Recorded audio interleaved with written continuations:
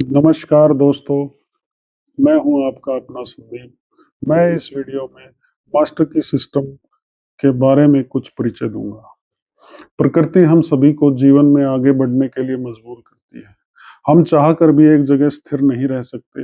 हर सही सोचने वाला व्यक्ति या इंसान सिर्फ आवाज करने वाले और घूमने फिरने वाले पशु की तरह जीवन जीना नहीं चाहता, बल्कि शारीरिक जीवन के अंत तक मानसिक विकास करना चाहता है, सुधार करना चाहता है और विकास जारी रखना चाहता है। यह विकास केवल व्यक्तिगत सोच की गुणवत्ता यानी क्वालिटी में सुधार और उसके परिणाम स्वरूप पैदा होने वाले आदर्शों, कार्यों और स्थितियों से हो सकता है।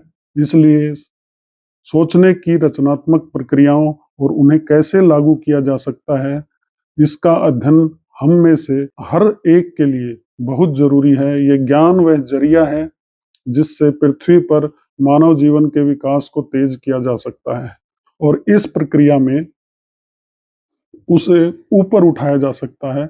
और यह विकास जो आजकल हो रहा है, मैं इसकी बात नहीं कर रहा या ये किताब इसकी बात नहीं कर रही। एक संतुलित विकास की बात यहाँ पर हो रही है।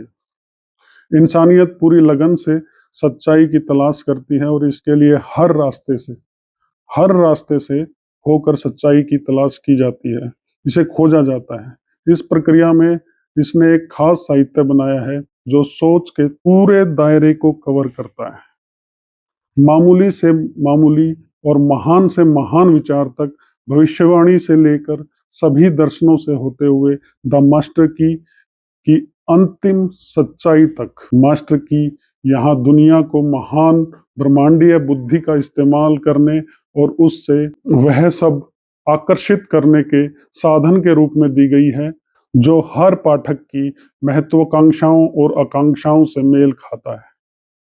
हमें हमारे आसपास जो कुछ भी और जो जो भी संस्थाएं हम देखते हैं, जो इंसानों द्वारा बनाई गई हैं, उन्हें पहले किसी इंसान के दिमाग में एक विचार के रूप में मौजूद होना पड़ा। इसलिए सोच यानी सोचने की जो ताकत है वो रचनात्मक होती है। इंसानी सोच ब्रह्मांड को आध्यात्मिक शक्ति है।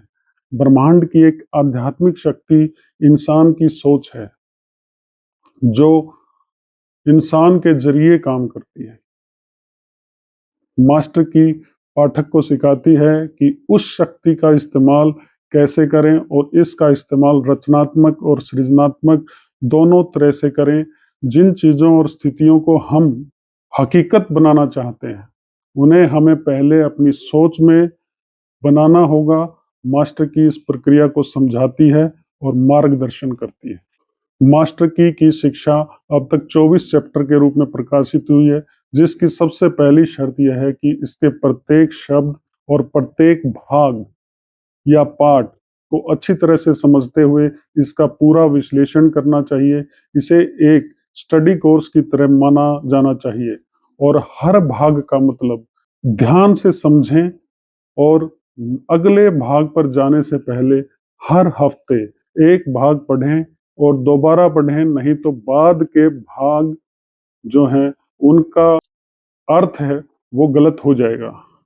निर्देशों के अनुसार इस्तेमाल करने पर द मास्टर की अध्ययन करने वाले को एक बहुत और ज्यादा अच्छा व्यक्तित्व बनाने में मदद करेगी, जिसमें किसी भी अच्छे निजी मकसद को पाने की नई शक्ति और जिंदगी की सुंदरता और चमत्कारों का आनंद लेने की नई अक्षमता विकसित होगी।